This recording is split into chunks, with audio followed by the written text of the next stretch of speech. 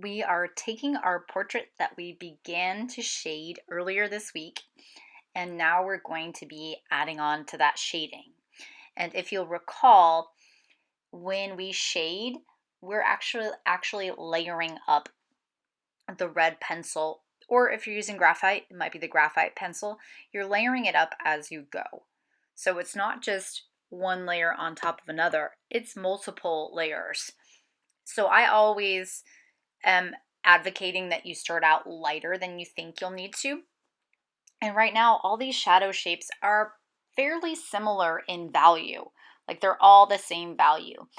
Now I might try and get a slightly different value. So like on the neck, I know that the shadow on the neck is going to be a little bit darker than the shadow on the face. So I'm going a degree darker on that shadow. And you can tell I favor going with it kind of a diagonal hatch stroke there, but not too gappy in between my pencil mark. And I'm just going back and forth. This is in time lapse, so it's slightly sped up because it takes a long time and it's pretty tedious if you were to watch me draw it in real time. So I'm kind of looking for any area that there's a shadow and trying to indicate that. As far as clothing, like if your model has a shirt or a t-shirt or a collar, like in this case, this guy's wearing a collar and a t-shirt, you don't have to do very much shading there. I would focus your shading to the face, the hair, the neck area. To me, those are the areas that are the most important. And a collar, while cool, it doesn't need to have a whole bunch of detail. I mean, you could if you wanted to, but I will leave that as optional. One thing, if you can't determine the value of something, like which one's darker, like I went a little bit darker, there's a cast shadow there caused by the collar. If you can't figure out what's darker, like if it's the cast shadow on the collar versus the neck, try squinting your eyes. It's where you kind of blur your eyes a little bit, because that's a really good practice to determine the value of something and how dark or how light it actually is. So you do have to remember that the ears are there too and that they're going to have some value as well. And ears are funny. You might want to zoom in so you can see the close-up of the ear on your picture to compare. So ears have all those funny folds to them. And remember, the ears from the front are going to be tall but narrow. They're not going to be too wide. And I am kind of wrapping my stroke there around the eye. He's got this little mark underneath his eye near the nose there. Most people do have a little mark. It's more noticeable though because he's kind of squinting, right? He's tearing up. So he's got a little bag under his eye. It's not like an old person bag. It's just because he's crying. But look for those things on your model. And in general, a face is going to have like a little bit of mid-tone on one side, maybe in shadow on the other side, and in the middle of the face is usually where it's the most lightest. You also have to imagine the face as a ball or as a upside down egg, that it's round there on the top or the middle of the face, like the forehead is sticking out, it's bulging out, right? So are the cheeks, the nose is sticking out the farthest from the face, and then even the chin. So those areas right down the center line of the face are going to be usually pretty light. So you want to leave those blank.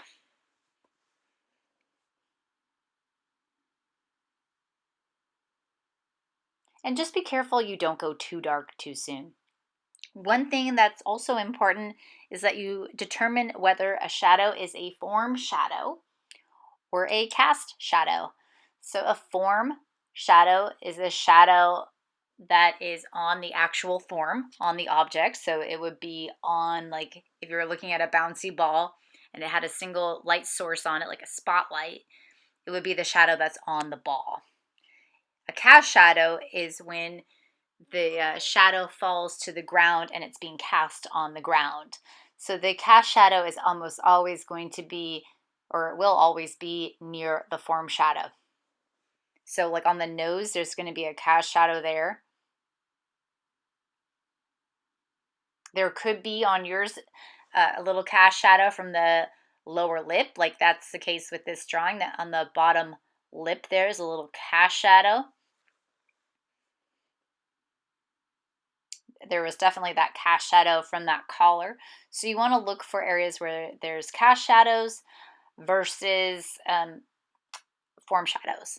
And the reason that's important is because cast shadows are a little bit sharper edged and form shadows are really soft. Like on the forehead right there, that's a form shadow. It's a really light form shadow. So you can see on either side of the forehead there, I have some shading. It's lighter on that left side, a little bit darker on the right because that's the side that's in shadow. But I'm leaving the middle of the forehead blank for now. And that's how you start to make it look more 3D.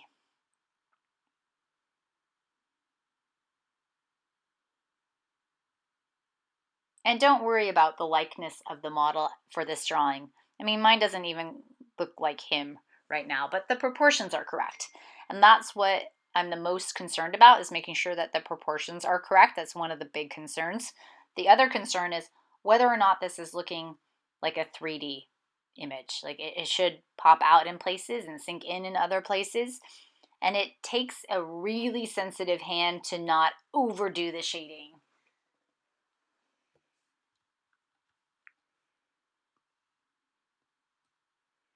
You can see I'm using that gray eraser there. That's called a kneaded eraser. I love those because you can pinch them into points. And I erase by using it almost like a rubber stamp. So I go to an area where I need to lift off and I stamp down and lift up to erase. Be careful with the nose that you don't make it seem like there are two lines on either side of the nose. That won't make it look like it has volume or form. It'll just flatten the nose out.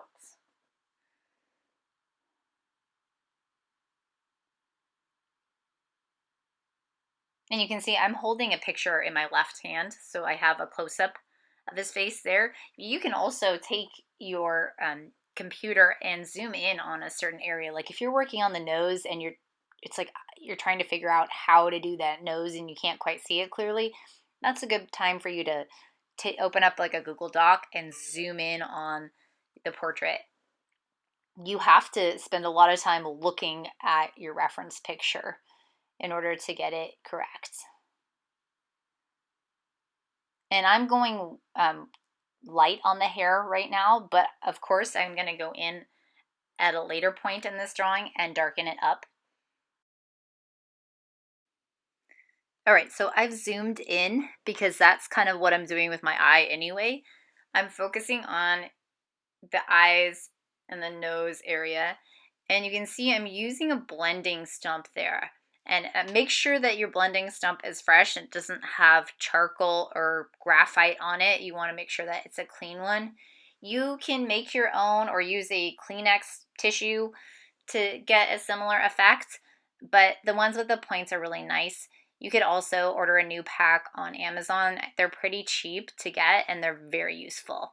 So I'm using it to kind of blend in some of these shapes, and I'm pushing around the red chalk on the paper a little bit to get it to go where I want it to and to get those shadows to soften a little bit. You can see that it's also, if I go back and forth over my shading, it'll lighten it a little bit and smooth it. You don't have to use a blending stump. It's optional, but it does have a cool effect. So you could just leave it as bare shading marks, like pencil marks. You don't have to necessarily blend. One thing I want to point out is on the white of the eye, check to make sure it's actually white. Most of the time, the white of the eye isn't actually white, it's gray. On this model, the white of the eye is very gray. So just compare, look at the photograph.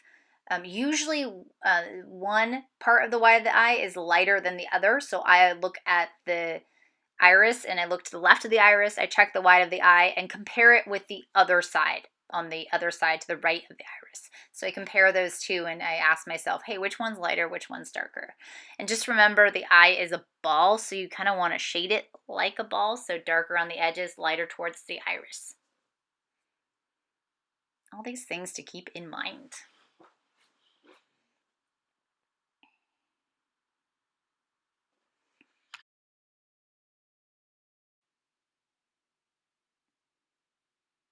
Here you can see the reference picture posted side by side with my drawing, and you can see what I'm trying to articulate. Like with the nose, that's a nice form shadow on that nose, so it's a really soft shadow. And I'm looking at the shadow shapes around the eye, and I see the positive shape there, like above the crease of the eye, as a specific shape. I look at the eyebrow shapes, I look at any subtle shift from a mid-tone to a dark. And I'm not trying to get mid-tones in right now. I'm just trying to get in the shadow shapes only. But I'm not outlining the shadow shapes. I'm just letting them softly end, which is what you should be doing too.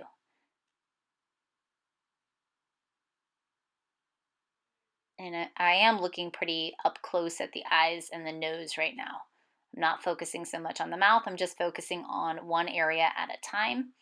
And I am getting more values in. Remember how we talked about that at the start of this video, that I'm starting to get some differences in value within those shadow areas. So like the eyebrow looks pretty dark to me.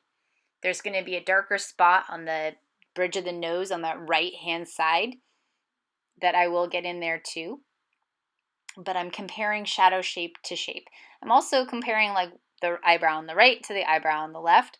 So always looking back and forth, comparing these values. That is to call it a value hierarchy. So I'm looking at where are the darkest darks? Okay, where are the next darkest darks? What about after that? So there's like a tier of darks to mid-tones to lights that I'm looking for. And like I said, I have to look back and forth, analyze one value, look at it in connection with another, and determine, are they the same value? Is one darker than the other? Is one lighter than the other?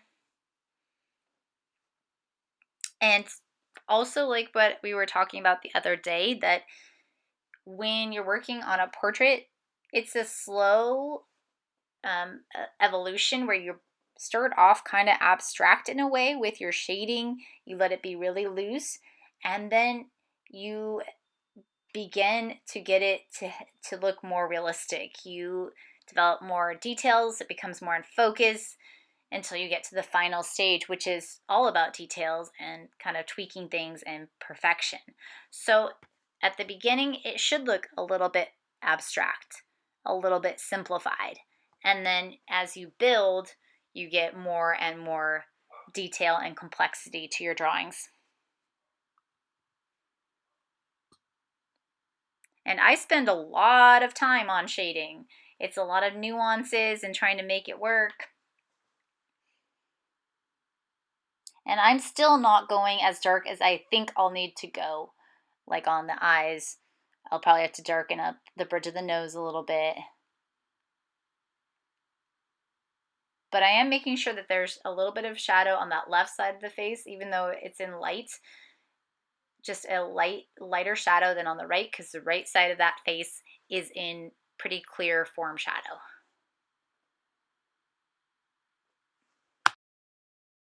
So I'm focusing on the cheek there, making sure that's a soft transition from the mid-tone, because the gray of the paper is the mid-tone, you guys, from the mid-tone to the red. One thing you want to avoid is putting red everywhere. You don't want that. You don't want this whole face to look red. We're going to let the gray of the paper do the work of the mid-tones, and then we're going to also dramatize the lights by using the white later on. So the whites do come in at the end of the drawing, just as the detail comes in at the end too. And just realize that this process requires a lot of patience on your part. Because you would think like, oh, I can get a decent portrait done in an hour. Which you can get a okay portrait done, but if you're doing this type of work, it really takes a lot of time. And I know professional artists take upwards of like 30 hours on a really high detailed finished drawing. So it can take a while. We're not going to spend 30 hours, but we are going to put in a significant amount of time on this drawing. And the more you look at it, the more you try and work it and get those details in and notice the shift in value, the more successful you're going to be.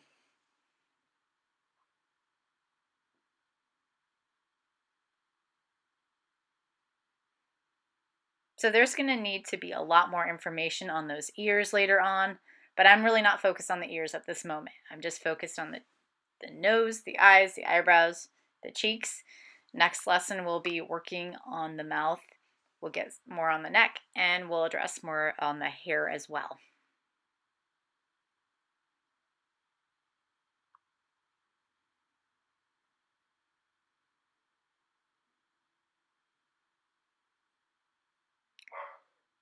And you can see I'm using that blending stump just like I would with a pencil a little bit. I'm pushing around that material. I'm pushing it into specific spots. So here's what I have so far. I'm going to stop there today. Be patient with the drawing, be patient with yourself, and have fun while you're doing it.